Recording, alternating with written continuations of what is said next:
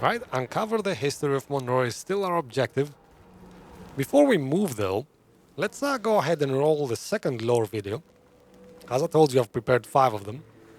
So the second clip, the first clip we watched is about Earth, how it got destroyed, why we had to leave Earth even. The second one is gonna be about the anomaly. It's gonna be about that metaphysical power that we encountered. Well, you can see it like everywhere. That's kind of the anomaly right here happening. And that's causing the electrical storms and kills like everybody. Let's see how that happened. Let's roll the second video now.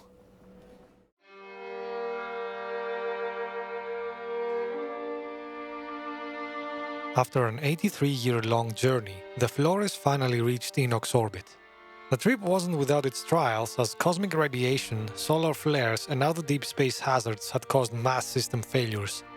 The ECA feared these cracks could grow worse the longer they delayed, waiting for an optimal window in which to proceed with the landing. Adding to the uncertainty, the probes that were sent to the planet's surface failed to return the necessary data to greenlight the landing. The majority of probes encountered high ionization of the atmosphere and persistent static, which led to the loss of signal, something that worried many. If the first colony of Enoch was to succeed, time was of the essence. The ECA made the decision to send down the Outriders. Tasked with securing the landing area, they wandered into a mysterious energy manifestation, from which very few walked out. Despite the Outriders' objections, the ECA proceeded to colonize Enoch according to their original schedule. This aberrant energy extant on planet Enoch has been dubbed the Anomaly because it follows few laws of known physics. Its remorselessly violent storms create pockets of distortion where rules like gravity, time, and even the physical manifestation of atoms become unpredictable. In the years since the first encounter with the Anomaly, the colony has learned to shelter in rifts, caves, and other structures when the storms arrive. But the Anomaly's electromagnetic field has even more devastating effects than the storms. First was the erasing of the colony's digital drives, filled with all the knowledge from Earth. Then came the slow decimating of any complex electronics, which led to the mass awakening, the whole tragic debacle that set the colony on the course to war.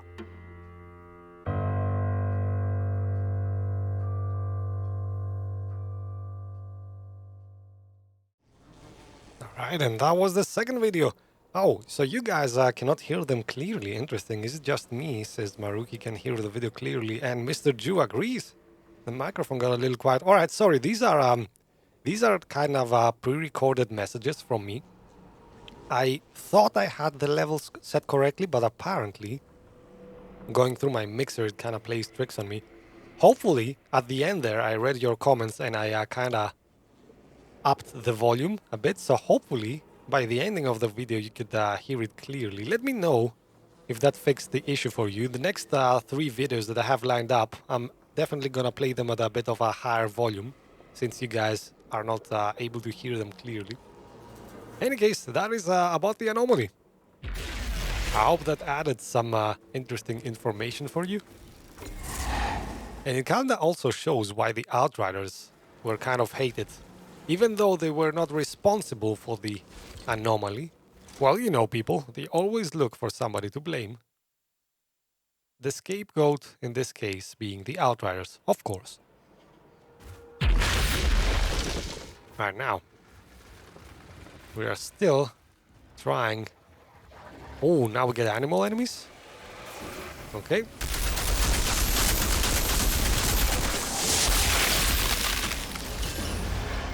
Somebody's hurting me from behind, that's weird. Oh no, that's actually a status effect. I think whenever these guys like get to me,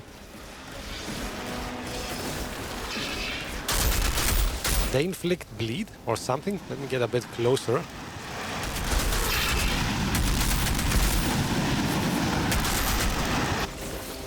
Oh, also fun fact, and actually pretty crucial to my playstyle, whenever I throw that metal turret, like this blue one here, I do 40% more damage for 10 seconds. And that is why you're gonna see me constantly throwing that turret around. Like whenever it recharges, like now, I keep rethrowing it even though it has not yet expired. That might seem weird to some of you guys, but I'm doing this because I get that 40% extra damage for 10 seconds. Like, it's very, very critical to my playstyle. Oh, jeez. I hate Perforos.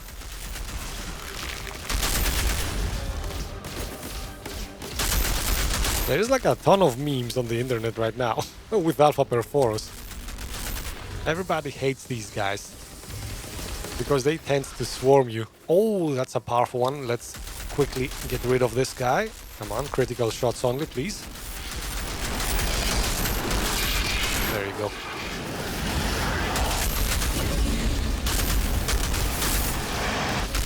Oh, this is kind of... It's actually a lot easier than the first time I played this game. Mainly because I'm sporting very powerful guns right now. I don't know if this is considered cheating, that I have level 48 guns. It is what the developers intended. Like, there's a lot of people that have level 50 guns. I just didn't have the time to grind up to that level.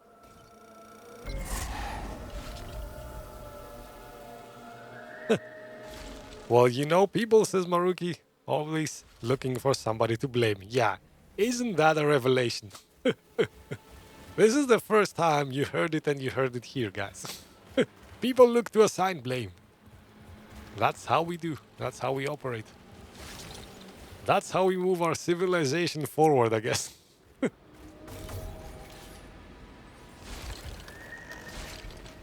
Yeah, exactly. Oh man, Maruki's gonna be on my case a lot today, and I love it. Critical hits, please, says Maruki. And the Technomancer, nope. Actually, the Alpha Perforo denied me, I think. These symbols, by the way, mean there is a side quest there. We're not gonna do those. Even though we do have time, I like to only focus on main missions on my playthroughs.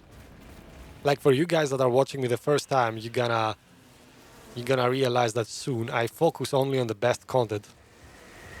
I don't like posting like too many filler videos, things like that. I want to get straight to the point usually. Unless it is a very good side quest, then maybe I do it. Like there's a few games. I mean, I don't know why developers do that, but there is quite a few games that post their best content in side quests. I don't know why they do that, but it happens sometimes. I think we're gonna have to retreat here. Unless we wanna die, yeah. Can I please leave? No, that's the wrong skill. That's the wrong button. I want this to roll away. Oh, that's the singularity. Let's get away from that. I hate that. Because what this does, that purple ball there, it not only draws you closer and traps you, it actually teleports you in the middle of the enemies, which is like super annoying. And I think he's about to create another singularity right next to me. Well, he was until I killed him. Good riddance.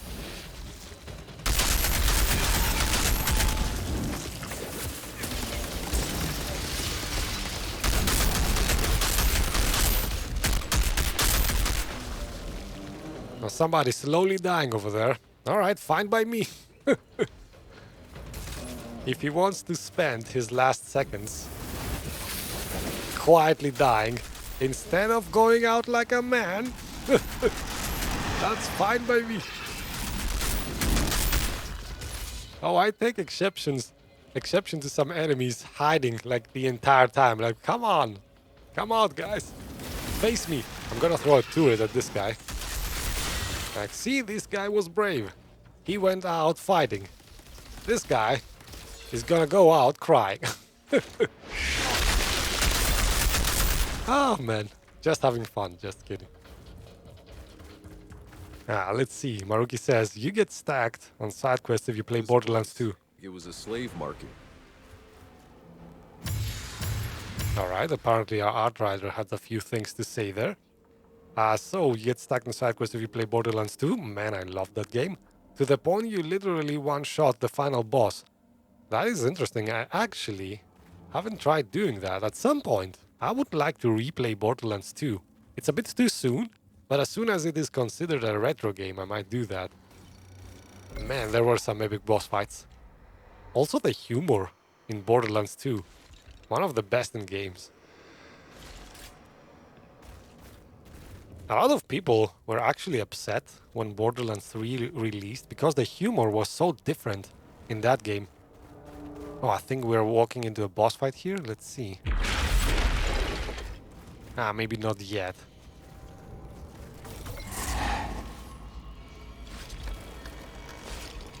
Like the humor in Borderlands 3 got a bit how can I put this? A bit younger, maybe. Like, there was a lot of jokes about streaming and things like that, which I appreciated, actually, as a content creator. But a lot of people did not. And unsurprisingly... Oh, this is a tough battle. Okay. No, no, no, no, no. Get away. Alright, now...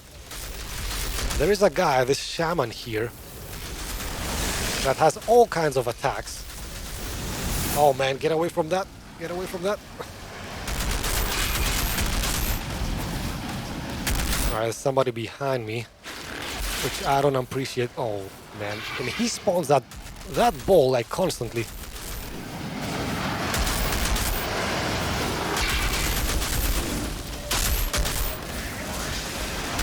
So this guy has 2 attacks, actually 3 attacks. He spawns, oh man, these orbs, which are like very deadly. I have to kill them as soon as he spawns them.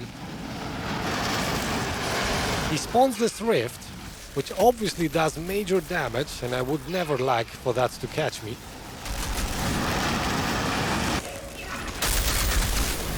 And also, he throws this attack that kind of goes in a straight line, you're gonna see. Oh, man. So you have to kind of constantly keep on the move when you're facing this guy.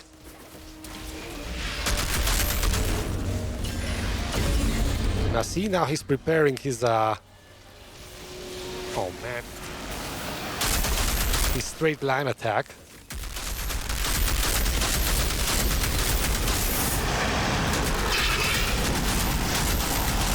Man, I have to remember to keep moving a bit.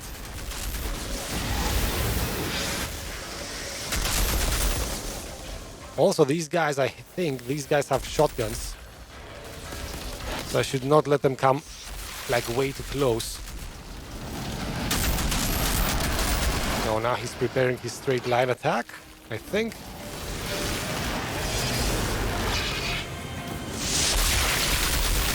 Yeah, he has a shotgun. Let's not be too close to this guy.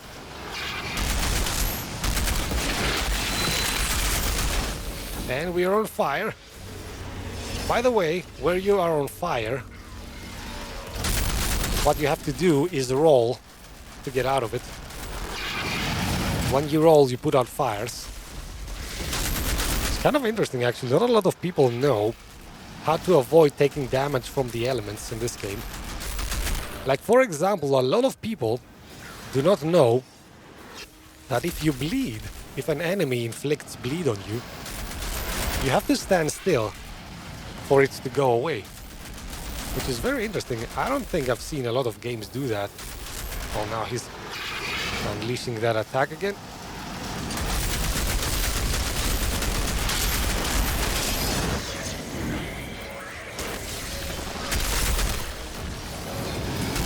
Oh, man.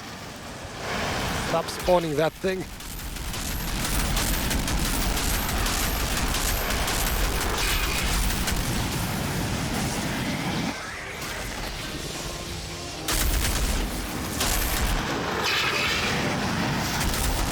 Oh, Jesus, he is using that orb to death. Come on, we almost got him. Yeah, there you go. Ooh, nice. Okay. That shaman is giving a lot of people trouble. I've seen it online. Alright, let's see some chat now, maybe. Let me get a sip first. So Random says, I don't know about it, but the environment kind of reminds me of DMC. That's Devil May Cry, I assume. Actually never played that game, only watched it. I've heard a lot of comparisons for this game. Most people compare this to like Gears of War, I think. I've even heard the comparison for Dark Souls. I mean, yeah, it's kind of grim sometimes, but nah. I don't know, this is like... This doesn't have too many dark places, this game. But yeah, a lot of comparisons is fair. Because this game kind of feels like a mishmash of a lot of things. Like, for me, this is kind of like a cross between The Division and Gears of War. I don't know what you guys think. What's your kind of... what's your thoughts on that? A lot of people have opinions on how this game copies stuff from other things, which is not bad. I actually do not mind games copying the good stuff from other games. I just hate it only when they copy the complete game. Alright, let's move on. It's not the case with this game, though. This is doing fine. Alright. Once again, our Outrider is not talking a lot. Oh, hold on. We are progressing slowly towards the final battle. Should we do the third lore video now? So the third lore video is going to be about how humanity became trapped. Like, remember when they arrived on this planet, they discovered the anomaly. And the anomaly did not allow them to get outside of a very narrow area. They were actually trapped inside a valley, and they could not progress further outside of it. And maybe this lore video will explain a bit better why that is.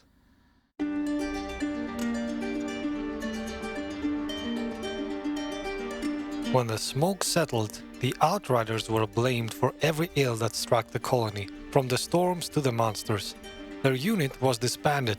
The infected Outriders quickly placed into cryostasis to avoid any possibility of contagion, while those that survived the first contact with the anomaly were arrested and kept confined in cells awaiting trial.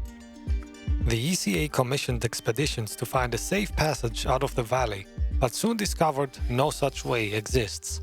The forest's fungus killed anyone who stepped foot inside within hours.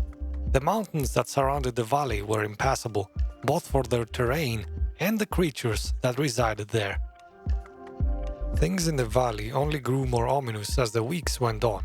Strange auroras appeared on the horizon and creeped closer and closer.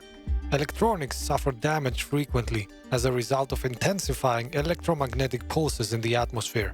Suddenly, all digital communications were down, including contact with the SM Flores.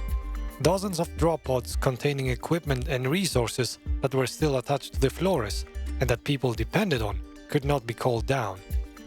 At that moment, humanity became locked in the valley, oblivious to the horror that was yet to come.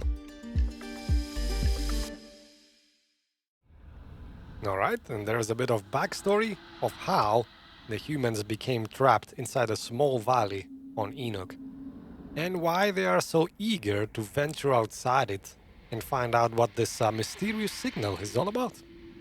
Now let's see. Maruki says the lore video literally about how people are dying. Me vibing to the BGM music. Yeah, it's... I'm doing kind of the same thing.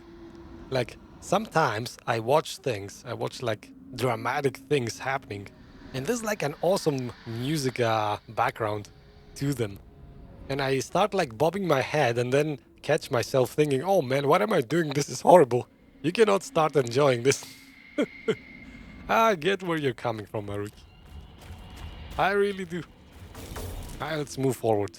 Enter and investigate Monroy's palace. Which is interesting, actually, because that questline alone alludes to the fact that Monroy, a human who came here before us, had the time to erect a palace?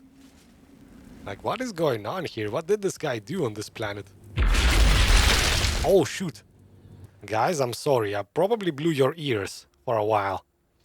Sorry for that. I upped the volume just for the lore video and I forgot to turn it back down. So sorry. I'm apologizing to your ears. Oh, man. The problems of live streaming. Alright, hold on. Where are we going? Let's use the GPS.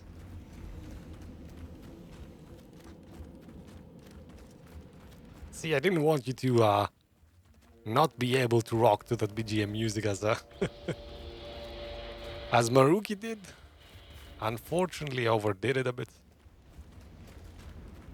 I thought there was a jump scare. Are you farming expeditions, says D'Angelo. I did a bit. I would not consider it farming. Like, when you say farming, you mean like people spending hours on end doing the same missions over and over. I actually only do what is necessary for you guys. Like, I wanna prepare myself for live streams, and I wanna have like good gear, good things to show you, stuff like that. I don't need like to have level 50 weapons. Like, if I had level 50 weapons, these fights would be like kind of a joke right now. So level 48 is where I drew the line. That's okay. I actually overdid it. I probably should have stopped like at level 47 or 46, but in any case, now I think now we're gonna get one of the most important cutscenes of this game. We are about to discover what the anomaly is, remember. The long journey coming to an end slowly.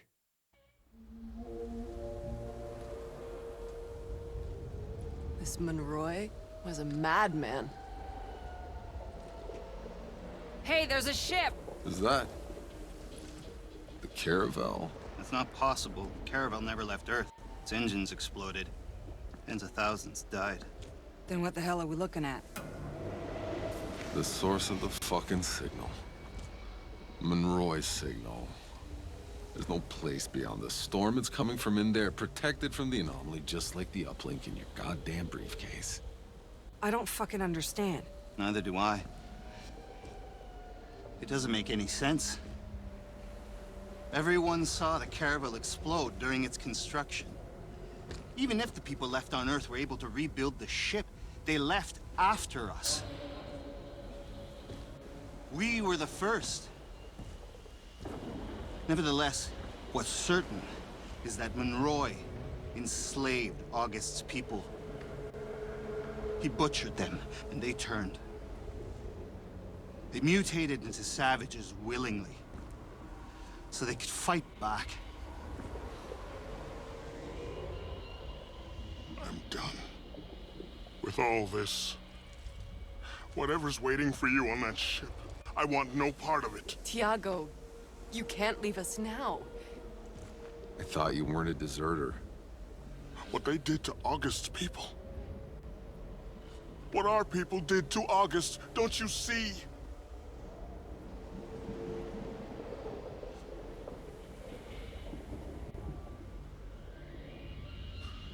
Thank you for letting me walk a ways with you.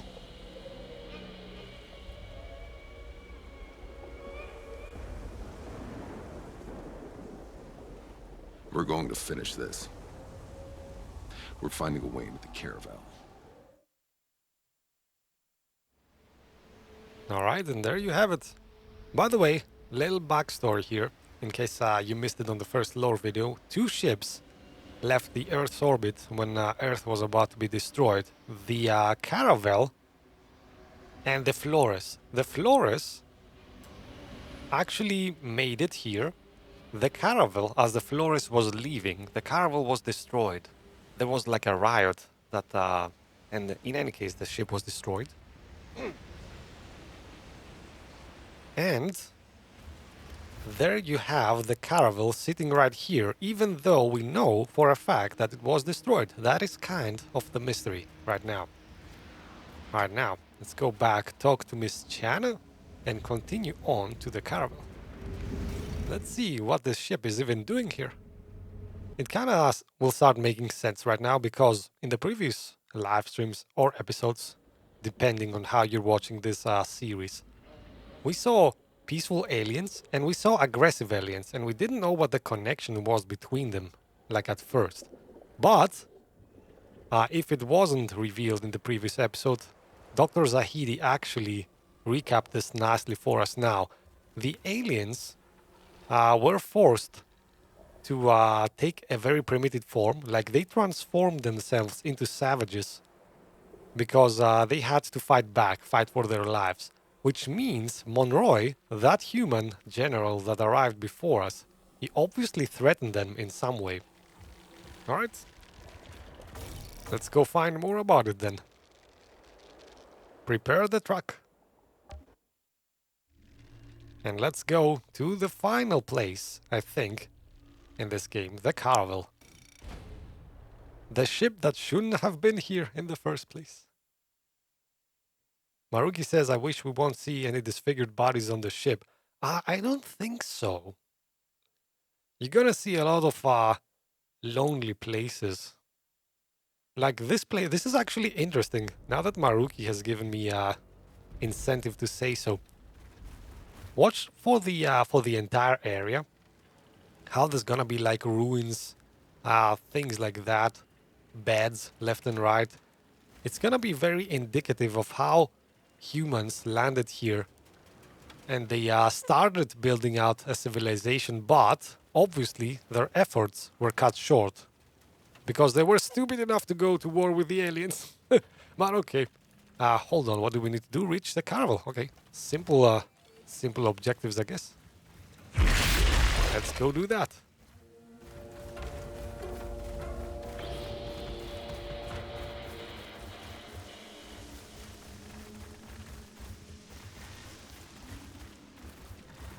So there's going to be a lot of fighting in this area, but there's going to be also a lot of exploring. And since we do have time, this is going to be a short live stream. I want you guys to actually take this in. Like, this is the Caravel. Crashed, obviously non-operational. And you can see the people kind of started building like fortifications, camps, and things like that. But they do seem like very, very military, right? Like, you can see barbed wire, watchtowers, things like that, floodlights to see in the middle of the night, which kind of goes to show you this wasn't a very peaceful expedition, right? Like, if you go to our own expedition, the Flores's, you're gonna see things are peaceful. Like, we built towns, we built everything. These guys seemed like they built military camps, which obviously goes to show you they did something very wrong if they had to, like, engage in fights all the time.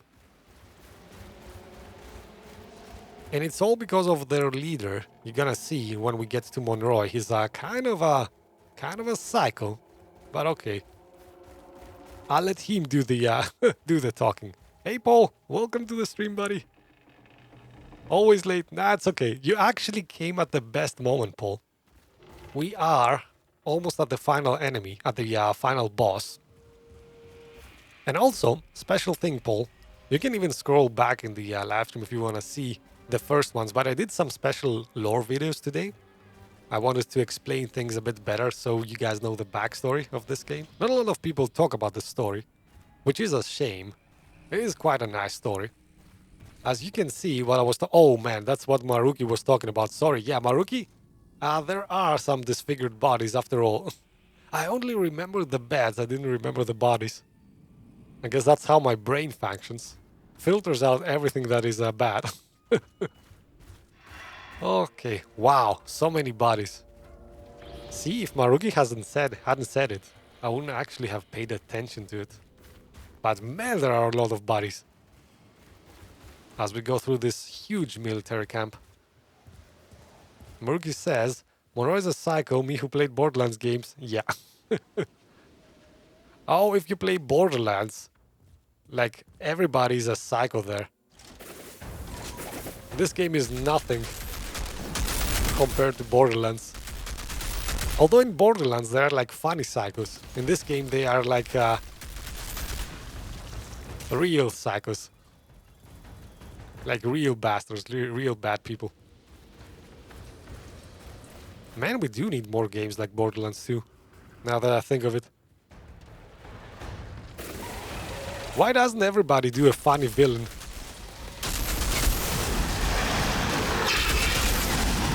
Or at least do a very, I don't know, very cool villain.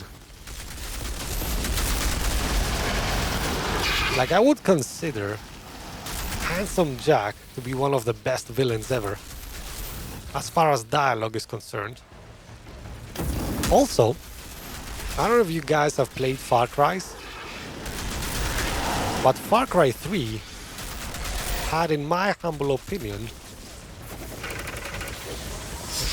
the best villain of all time, which was Vas Montenegro. That guy was like a real psycho. Oh, shoot. Hello, Mr. Perforo. Jumping on me, that's not very kind of you. And you're gonna pay for that. Alright, and we are done. Yeah, my guns are too powerful for these guys. They don't stand a chance. Let's see, Paul says, don't worry, I'll watch it, thanks. Is that the last live stream of this game? Yes, this is the live stream where we see the ending of this game. And Maruki says, shoot me in the head, face my... Oh, yes. Oh, man, stop it. That was like the funniest guy ever. Why didn't they bring him? Oh, I think they actually brought him back in Borderlands 3, but it was like a very small segment. That guy, Face McShooty, wow. One of the best gaming moments ever. I play Far Cry mid-game because I burned my computer. Oh, man. That is rough. Hopefully you played at least the entirety of Far Cry 3. That's like the main game. Far Cry 3 and Far Cry 4, guys, play those games. Best villains ever. I'm not kidding. The villains in these two games. Oh, man. Far Cry 4 is underrated, by the way. That was a good villain as well. What do you guys think?